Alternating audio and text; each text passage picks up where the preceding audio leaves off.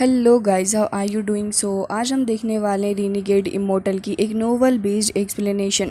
Guys, जैसा कि हमने लास्ट एपिसोड के अंदर देखा था कि यून क्वेजी जो थे उन्होंने डायरेक्टली सारे लोगों से ही कह दिया होता है कि असल में वांग ही उनको अपने साथ में लेके आया है, जबकि वो इस जगह पर आना नहीं चाहते थे। उन्होंने सारा का सारा जो काम था वो वांग के ऊपर ही रख दिया था, जिसके चलते ये जो सेकंड यानी कि क्लाउड सेक्ट के लोग जो थे वो काफ़ी ज़्यादा गुस्सा हो जाते हैं और फिर वांगलिन की तरफ को ही घूर रहे थे कि आखिर वांगलिन कैसे उनके वाइट क्लाउड सेक्ट के अंदर ऐसे ही आ गया। जिसके साथ ही यहाँ पर अब वो ये कहने लग जाते हैं कि देखो, तुम्हारे यहाँ पर आने का कोई भी मकसद नहीं। तभी वांगलिन उनसे चुपचाप ये कहने लग जाता है कि मैं यहाँ पर आया हूँ क्योंकि मैं यहाँ के सोल फॉर्मेशन कल्टिवेटर्स को चैलेंज करना चाहता हूँ। ये सुनने के बाद तो यहाँ पर वो लोग हैरान हो गए थे और तभी यहाँ पर वांगलिन की तरफ को आगे बढ़ रहे होते हैं। तभी यहाँ पर वांगलिन जो था वो तुरंत ही अपने पास में रखी हुई एक सोर्ड को निकालता है और उससे क्रिएट करता है जाइंट टर्टल अवतार को, जो कि काफ़ी ज़्यादा पावरफुल अवतार था। और हमें देखने के लिए मिलता है कि यहाँ पर ये जो वाइट क्लाउड सेक्ट का जो लीडर था, जिसका नाम वेन बोशिन होता है, वो यहाँ पर अपने हाथों को वेव करता है और अपनी स्पिरिचुअल पावर को वो गैदर करने लग गया था। जिसके बाद वो तुरंत यहाँ पर 2 ड्रैगन्स को इमीडिएटली समन कर लेता है और वांगलिन की तरफ को छोड़ देता है अटैक करने के लिए। जैसे ही वो ड्रैगन्स आगे बढ़ रहे थे तभी इतनी ही देर में यहाँ पर टर्टल अवतार जो था वो जाकर टकरा जाता है और यहाँ पर दोनों के बीच में काफ़ी अच्छी खासी टक्कर देखने के लिए मिलती है। इस अटैक को देखने के बाद वांगलिन इसको डोज तो करना चाहता था, लेकिन यून क्वेजी उसको ऑर्डर करता है कि तुम अभी ऐसे ही साइलेंट रहो और इस चीज़ को अवॉइड करो, जिसके साथ ही तुम यहाँ पर सोल फॉर्मेशन के आर्टिस्टिक कॉन्सेप्ट यानी कि उसके डोमेन को समझ सकते हो। तब यहाँ पर वांगलिन को डाउट तो हो रहा था कि आखिर इतनी ज़्यादा टेरिफाइंग एनर्जी को वो किस तरीके से हैंडल करेगा, लेकिन अब वांगलिन चुप ही रहता है और यहाँ पर वो जो प्रेशर था वो उसकी पूरी की पूरी बॉडी के ऊपर भी फील हो रहा था। जिसके चलते एक मोमेंट के लिए तो वांगलिन को काफ़ी ज़्यादा अजीब सा फील होने लग जाता है। और यहाँ पर ये जो एल्डर थे वो उनकी पीस यानी कि जो उनके डोमेन था उसका एक पीस वांगलिन फील कर पा रहा था। कुछ हद तक वो उनके डोमेन को फील करके इस आर्टिस्टिक कॉन्सेप्शन को समझ पा रहा होता है। जिसके साथ ही यहाँ पर वेन बोजिन जो था उसके एक्सप्रेशन थोड़े अगली हो जाते हैं, क्योंकि वो समझ गया था और इमीडिएटली रियलाइज़ करता है कि यून कोजी जो है वो इसलिए अपने डिसाइबल को साथ में लेके आया है ताकि वो सेंस कर सके इस डोमेन को और साथ ही वो तुरंत ही अपने सोल फॉर्मेशन स्टेज के ऊपर भी ब्रेक थ्रू कर ले। सोल फॉर्मेशन के ऊपर ब्रेक थ्रू करना, वो भी आर्टिस्टिक कॉन्सेप्शन के साथ में, वो एक काफ़ी ज़्यादा बड़ी चीज़ थी। तभी यून क्वेजी जो था वो थ्रो करता है अपना एंसेस्ट्रल टोकन इन लोगों की तरफ को। वेन बोसिन जैसे ही उस चीज़ को देखता है वो तो उस टोकन को देखकर हैरान हो गया था और बाकी सारे जो फेलो कल्टिवेटर्स थे वो भी इस चीज़ को देख के डिसबिलीफ में आ जाते हैं। वेन बोसिन तुरंत ही शांत हो गया था और कह रहा होता है कि आपके पास में तो एंसेस्ट्रल स्पिरिट टोकन है, तो अब हम आपके सारे ऑर्डर्स को ओबे करेंगे सीनियर।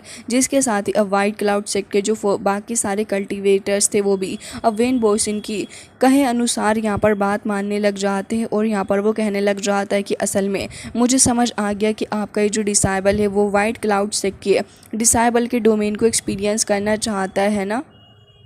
तभी यहाँ पे यून क्वेजी कहने लग जाते हैं कि ऑफ कोर्स, और अब से तुम इसे फालतू की बातों के अंदर बिल्कुल भी मत फंसाओ, आगे बढ़ो और इसको अपने डोमेन को एक्सपीरियंस करने दो। जिसके साथ ही वो यहाँ पर एक ओल्ड वुमेन की तरफ को पॉइंट करता है। तभी वो ओल्ड वुमेन अब आगे आ गई थी और वांगलिन की तरफ को देखते हुए ये कहने लग जाती है कि सीनियर, मेरी डोमेन जो है वो बहुत ही ज़्यादा स्ट्रॉन्ग है और मुझे नहीं लगता कि यहाँ पर वांगलिन इसको बिल्कुल भी झेल पाएगा। इसी के चलते वो यहाँ पर थोड़ा कतरा रही होती है। लेकिन अब फ़िलहाल वो ये भी कहने लग जाती है कि मुझे पता है कि आप इसकी ब्रेक थ्रू करवाने में हेल्प कर रहे हो। अगर मेरे वक्त में किसी ने मेरी ऐसी हेल्प करी होती तो फिर शायद से मेरा ब्रेक थ्रू तो बहुत ही ज़्यादा स्मूथली हो जाता। ये कहते साथ ही वो तुरंत ही एक पिंक कलर की स्पिरिचुअल एनर्जी को फ्लक्चुएट करने लग जाती है, जो कि अब धीरे धीरे करके वांगलिन के पास में चली गई थी। वो एक एनर्जी बॉल होती है जो कि उसके माउथ से बाहर निकली हुई होती है और फिर धीरे धीरे करके वांगलिन के पास में काफ़ी सारा पिंक अरोमा आने लग जाता है, जिसे वो सेंस करके फील कर पा रहा था कि काफ़ी ज़्यादा अच्छा है। वांगलिन को काफ़ी ज़्यादा वार्मथ इस ऑरा की वजह से फील हो रही होती है और सडनली वांगलिन के पास में एक शाइन करती हुई बॉल भी आ गई थी। अब ये पिंक मिस्ट जो होती है वांगलिन के अराउंड आ जाती है धीरे धीरे करके। उस ओल्ड वुमेन का जो डोमेन था वांगलिन उसको फील करने लग जाता है और इस ओल्ड वुमेन का डोमेन कोई ऐसा वैसा डोमेन नहीं था। वांगलिन जैसे इस पिंक मिस्ट को देखता है तो फिर वांगलिन अपनी आइज़ क्लोज करने पे मजबूर हो गया था और उसे बहुत ही ज़्यादा ग्रेट कंफर्ट फील हो रहा होता है। इवन वांगलिन को तो यहाँ पर मिस लू की प्रेजेंस का भी एहसास होने लग गया था इस डोमेन के चलते, जिसके चलते वांगलिन इसके स्पिरिचुअल एनर्जी की वजह से एक्सपीरियंस करता है काफ़ी ज़्यादा लेजीनेस को, और वांगलिन एकदम से ही अब एक्शन लेने के मूड में नहीं होता, जिसके साथ ही वांगलिन अब वांगलिन ये सब कुछ देखते हुए इसे मैनेज करने के लिए अपने पास में रखा हुआ वो ईविल बीड निकाल लेता है, जिसका ऑरा वांगलिन के अराउंड आ गया था। और फिर उसके बाद जैसे ही वो वुमेन देखती है कि वांगलिन के पास में तो काफ़ी सारा किलिंग ऑरा है, जिसे देखने के बाद वो थोड़ी सरप्राइज्ड भी हो गई थी, और तुरंत ही यहाँ पर वांगलिन अपनी असल लाइफ के अंदर वापस आ जाता और वो उस वनरेबल फीलिंग से भी बाहर आ गया था जहाँ पर वो मिस लू को फील कर पा रहा था, जिसके साथ यहाँ पर वो जो वुमेन थी वो भी इस चीज़ को देख रही होती है। और वांगलिन ये सोच रहा था कि इसका ऑरा कितना ज़्यादा टेरिफाइंग है कि वो यहाँ पर उसके डोमेन के अंदर ही कितना ज़्यादा खो गया था, जिसके साथ ही इनकोंजी जो थे वो शाउट करते हैं और कह रहे थे कि ओल्ड मैन अब तुम्हारी बारी है। वो एक दूसरे बंदे को बुला लेते हैं जिसकी एक काफ़ी बड़ी सी बियर्ड भी थी, और यहाँ पर वो ये कहने लग जाते हैं कि जो तुम्हारा डोमेन है वो बहुत ही ज़्यादा स्पेशल है, जिसके चलते मैं चाहता हूँ कि ये जो मेरा ब्रदर है इसे और भी ज़्यादा अच्छे से फील करे। जिसके साथ ही वो जो ओल्ड मैन था वो यून केजी के कहने पे आगे तो आ जाता है, लेकिन यहाँ पर वो ये कह रहा था कि मेरा ऑरा बहुत ही ज़्यादा डोमिनेटिंग है, वांगलिन इसको सह नहीं पाएगा। लेकिन तभी यून केजी उसकी तरफ को पॉइंट करते हुए कह रहे थे कि नॉनसेंस, मैंने जो तुमसे करने के लिए कहा है तुम वही करो। मुझे तो ऐसा लग रहा है कि यहाँ पर अगर आज तुम्हारे वाइट क्लाउड हेवनली सेक्ट का एंसेस्टर बाय यून भी आ जाएगा ना पर्सनली, तभी वो यहाँ पर इसका कुछ नहीं बिगाड़ सकता, क्योंकि इसके साथ मैं हूँ। जैसे कि आपको पता ही है कि गाइस कि यहाँ पर यून केजी का जो पर्सनैलिटी है वो बहुत ही ज़्यादा अलग और थोड़ी एरोगेंट टाइप सी है, जिसके चलते वो ओल्ड मैन को कहने लग जाता है। तभी वो ओल्ड मैन जो था वो कह रहा होता है कि ठीक है। वो अपने फोरहेड को टच करता है, सडनली एक ब्लैक सोर्ड बाहर की तरफ को आ जाती है और काफ़ी सारी लाइटनिंग बोल्ट भी उससे बाहर निकल रही थी, जो कि वांगलिन की तरफ को जाने लग जाती है। जिसके बाद यहाँ पर वांगलिन के एक्सप्रेशन भी थोड़े शॉक्ड में थे, और वांगलिन इस हाई स्पीड को देख के काफ़ी हैरान होता है, क्योंकि उससे पहले उसने इतनी ज़्यादा स्पीड कभी नहीं देखी। क्योंकि वांगलिन इससे पहले हरकत कर पाता, इससे पहले वो सोर्ड उसके अराउंड आ गई थी, और वांगलिन इसको देखकर समझ जाता है कि इसके अंदर ढेर सारा किलिंग ऑरा भी मौजूद है, जिसके साथ ही वांगलिन इस किलिंग ऑरा को भी फील करने लग जाता है। और वांगलिन इस मिस्टीरियस डोमेन को फील कर रहा था, जो कि अभी प्रीवियस जो कल्टिवेटर्स थे उनके जो ऑरा था उससे काफ़ी ज़्यादा अलग होता है। वांगलिन को फील हो रहा था कि इसके अंदर एक सिल्वर वी है हेवनली पावर का, जिसके चलते वांगलिन के एक्सप्रेशन थोड़े चेंज हो जाते हैं। और ऐसा इसलिए होता है क्योंकि वांगलिन इमीडिएटली नोटिस कर लेता है कि उसकी जो स्पिरिचुअल पावर है अब वो काफ़ी ज़्यादा वीक पड़ रही है, क्योंकि ओल्ड मैन ने तो पहले ही बता दिया था कि उसका डोमेन बहुत ही ज़्यादा है और वो वांगलिन के ऊपर इसका यूज़ करेगा तो वांगलिन को उसके काफ़ी ज़्यादा कॉन्सिक्वेंसेस देखने पड़ेंगे। जिसके साथ ही यहाँ पर इस टेरिफाइंग ऑरा को देखने के बाद वांगलिन हेवन डिफाइंग पावर को भी समझने की कोशिश कर रहा होता है, लेकिन तभी ओल्ड मैन तुरंत ही अपने हाथ को वापस से वेव करता है, जिसके बाद जो उसकी सोर्ड थी वो वापस से उसके पास ही आकर उसके फोरहेड के अंदर मर्ज हो जाती है। जिसके बाद अब वो ये कहने लग जाता है कि मेरा जो डोमेन है उसने टाइम को भी फास्ट कर रखा है। तभी ओल्ड मैन उससे कह रहा होता है कि अच्छा ये बात है, वैसे भले ही तुम्हारा डोमेन पीक स्टेज पे क्यों ना पहुंच जाए, फिर भी यहाँ पर इतना कुछ खास नहीं है। और तभी ओल्ड मैन उन सभी से ये कह रहा होता है कि ठीक है तुम सभी अब इस टोकन को रख सकते हो। यून केजी अब मूव करने लग जाता है वांगलिन को लेके जाने के बाद, और काफ़ी ज़्यादा तेज़ी के साथ वांगलिन टेलीपोर्ट होके अगेन कैपिटल के अंदर आ गया था। जिसके बाद यहाँ पर उसकी हालत अब काफ़ी ज़्यादा ख़राब हो चुकी थी। वांगलिन और वो तो कैपिटल के अंदर तो मौजूद थे, लेकिन फिर भी यहाँ पर उसका जो फेस था वो काफ़ी ज़्यादा अलग हो गया था, और उसका फेस काफ़ी रेस्टलेस भी नज़र आ रहा होता है। लेकिन तभी भी एरोगेंस भाई साहब की कम नहीं हुई थी, और वांगलिन की तरफ को देखने लग जाता है। तभी वांगलिन उसकी तरफ को देखता है, और यहाँ पर वो जो उसके पास में हेड था वांगलिन उसे अपने स्टोरेज बैग के अंदर रख लेता है। जिसके साथ ही अब वांगलिन उसकी तरफ को देखते हुए ये कहने लग जाता है कि सीनियर जूनियर ने इस तरीके की पावर को कभी नहीं देखा और ना ही कभी फील किया है। मैं वाकई में आपको काफ़ी ज़्यादा एडमायर करने लगा हूँ। तभी यहाँ पर वो ये कहने लग जाते हैं कि हाँ तुमने बिल्कुल सही कहा। उनके एक्सप्रेशन काफ़ी अनहैप्पी होते हैं और कह रहे थे कि तुम हमेशा ही ये सिर्फ एक ही बात कहते हो। उनका फेस काफ़ी ज़्यादा कंप्लेन से भरा था, लेकिन वांगलिन उनकी तरफ को देख के बस स्माइल ही करता है। जिसके साथ ही अब वो ये कहने लग जाते हैं कि ठीक है अब तुमने इस डोमेन को यहाँ पर सेंस कर लिया है, और जब सोल फॉर्मेशन स्टेज के ऊपर ब्रेक थ्रू करोगे तब वहाँ पर ब्रेक थ्रू करने के बाद जल्द से जल्द मेरी वुड क्रविंग बना देना, समझे। जिसके साथ यहाँ पर वांग लिन हाँ में अपना सर हिला देता है। युन क्वेजी एरोगेंटली कह रहा होता है कि खैर छोड़ो, वो सारे के सारे तो ट्रैश ऑफ वीज थे जिन्होंने मेरा वो टोकन ले लिया। जिसके बाद वो कुछ और ऐसे ही टोकन्स निकाल के वांग लिन को दिखाने लग जाता है और कह रहा था कि ये हेवनली स्केप टोकन है, इसके अलावा मिस्ट स्पिरिट टोकन, और ऐसे ही करते हुए वो काफ़ी सारे टोकन्स वांग लिन को दिखाने लग जाता है। वांग लिन काफ़ी ज़्यादा स्टंड हो गया था युन क्वेजी को इस तरीके से टोकन को शो ऑफ करते हुए, क्योंकि ये जो टोकन थे वो कोई नॉर्मल ऐसे वैसे टोकन नहीं थे। युन क्वेजी अभी भी एरोगेंस से फील होता है और उसके एक्सप्रेशन जो थे अगेन वैसे ही होते हैं। जिसके बाद वांग लिन को यहाँ पर वो बातचीत करने लग गया था और उसके बाद वांग लिन यहाँ पर चला जाता है अपने घर के अंदर, जहाँ पर जाने के बाद अगेन वांग लिन यही सारा काम करने लग जाता है। घर पे जाने के बाद वांग लिन मेडिटेट भी करता है और मेडिटेशन के दौरान वांग लिन यहाँ पर नोटिस करने लग जाता है कि वेन बोशिन का जो डोमेन था वो काफ़ी ज़्यादा इमोशनल डोमेन था और काफ़ी ज़्यादा अलग था। जिसके बाद वो जो वुमेन थी उसका डोमेन काफ़ी ज़्यादा कंफर्टिंग था, लेकिन ईविल बीट की वजह से वांग लिन उससे निकल पाया। फिर लास्ट में वांग लिन उस बियर्ड वाले मैन के बारे में भी सोचने लग जाता है। जिसके बाद वांग लिन को सिल्वर की थोड़ी बहुत अंडरस्टैंडिंग होती है। जिसके बाद वांग लिन यहाँ पर समझ जाता है कि जो डोमेन होता है वो ऐसे ही नहीं मिलता, बल्कि जब किसी कल्टीवेटर को हेवन के बारे में अच्छी अंडरस्टैंडिंग हो जाती है तब वो इसको गेन करता है। जिसके बाद वांग लिन अभी भी फिगर आउट नहीं कर पाया था कि आखिर वांग लिन का खुद का डोमेन क्या हो सकता है। वेल, अब वांग लिन वापस से अपनी वुड क्रविंग के ऊपर, अपनी स्टेटस बनाने के ऊपर फोकस करने लग जाता है और वांग लिन यहाँ पर वेन बोशिन का जो स्टेटस था उसे बनाने में लग गया था। लेकिन वांग लिन इसको सक्सेसफुली फिनिश नहीं कर पा रहा था क्योंकि इसमें काफ़ी वक्त लग रहा होता है।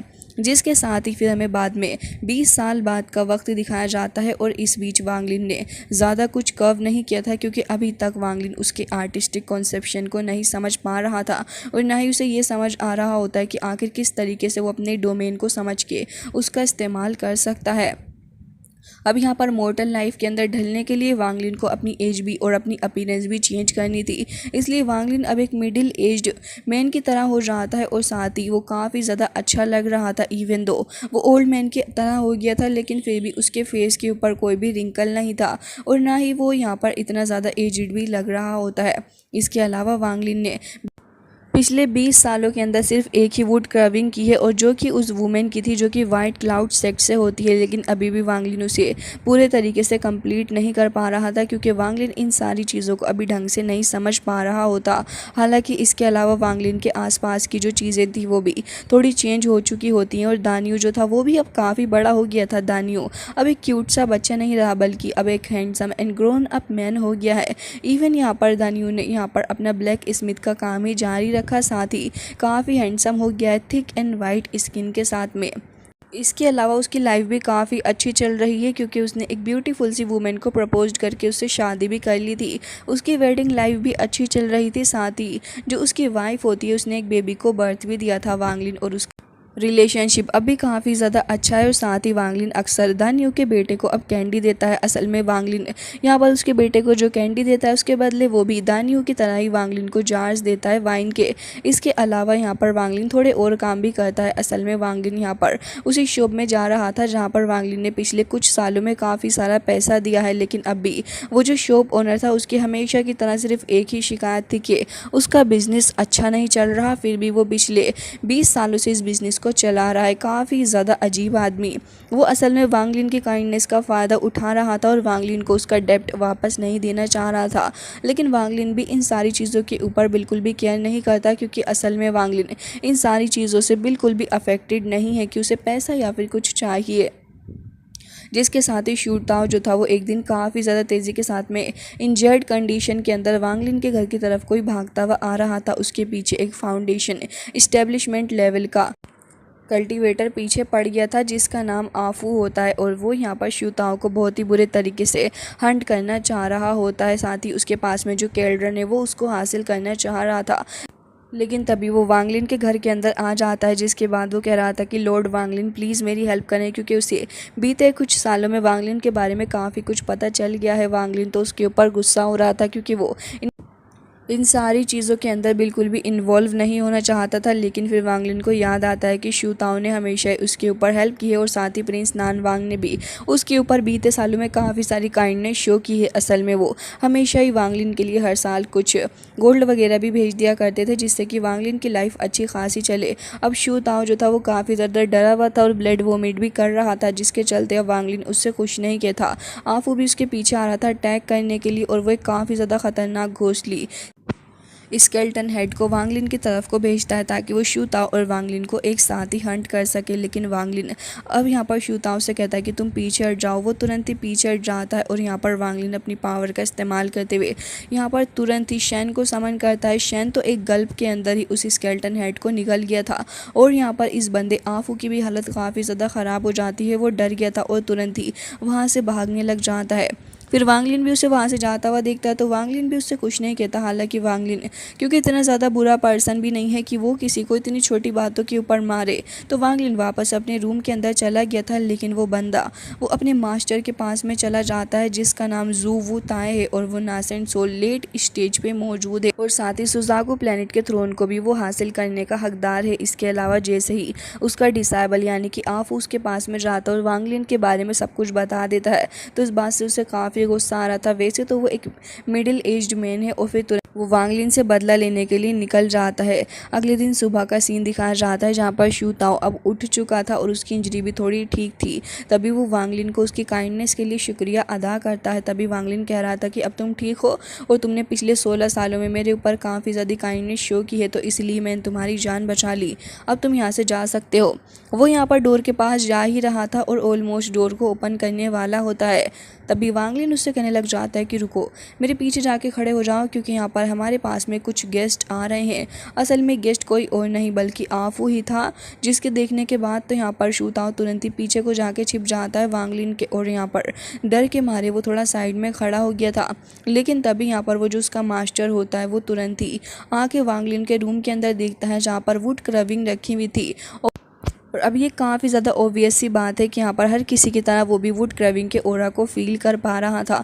तभी वो यहाँ पर अपने गेस के अंदर देखता है कि वेन बोशिन का जो स्टेटस है वो यहाँ पर रखा हुआ है जो कि वाइट क्लाउड सेक्ट से, साथ ही एक वुमेन का भी जो कि अभी पूरे तरीके से कंप्लीट नहीं हुआ है। ये सब कुछ देखने के बाद तो जाओ वू ताए तुरंत ही यहाँ पर स्माइल करने लग जाता और वांग लिन के पास ही जाकर बैठ गया था एक चेयर पे, जिसके साथ ही वो ये भी कहने लग जाता है कि फेलो कल्टीवेटर, क्या मैं आपके साथ ड्रिंक कर सकता हूँ। असल में वांग लिन भी यहाँ पर ड्रिंक ही कर रहा था खड़ा हुआ और वांग लिन उससे कुछ कहता भी नहीं है, जेंटली उसकी तरफ को एक कप थ्रो कर देता और कह रहा था कि ये लो। जिसके बाद वांग लिन उसे वो स्पेशल वाइन भी पिलाता है जो कि दान यू के फादर अपनी स्पेशल मेथड से बनाया करते थे, जिस वाइन को पीने के बाद तो वो काफ़ी ज़्यादा खुश हो गए थे और कह रहे होते हैं कि असल में मैंने इतनी अच्छी वाइन कभी नहीं पी। तभी वांग लिन उसकी तरफ को देखता और हंसते हुए कह रहा था कि अगर तुम्हें इतनी पसंद है तो फिर मैं तुम्हें पूरा का पूरा जार ही दे देता हूँ। वो ताए रिफ्यूज़ नहीं करता और फिर कहने लग जाता है कि कल्टीवेटर, आपका लेवल जो है वो वाकई में मुझसे काफ़ी ज़्यादा हाई है और मुझे ऐसा लग रहा है कि आप मॉर्टल लाइफ को जी रहे हैं। ब्रेक थ्रू करने के लिए मैं वाकई में आपको काफ़ी ज़्यादा एडमायर करता हूँ। जिसके बाद वांग लिन भी उससे कुछ नहीं कहता और वांग लिन भी कह रहा था कि फेलो कल्टीवेटर, तुमने अपने डिसाइबल को यहाँ पर टर्न कर लिया एक मॉर्टल के अंदर ताकि तुम ह्यूमन इमोशन और बाकी सारी चीज़ों को समझ सको। जिसके साथ ही यहाँ पर वो हंसने लग जाता है। साथ ही यहाँ पर वांग लिन उससे ये भी कह रहा होता है खैर मैं भी तुमसे इम्प्रेस हूँ। साथ ही दोनों ही आपस में बातें वगैरह करने लग गए थे। तभी वो यहाँ पर ये कहने लग जाता है कि वैसे मुझे ऐसा लग रहा है कि जिस तरीके से आपकी कल्टिवेशन चल रही है आप सोल फॉर्मेशन स्टेज के ऊपर बहुत ही जल्दी पहुंच जाएंगे।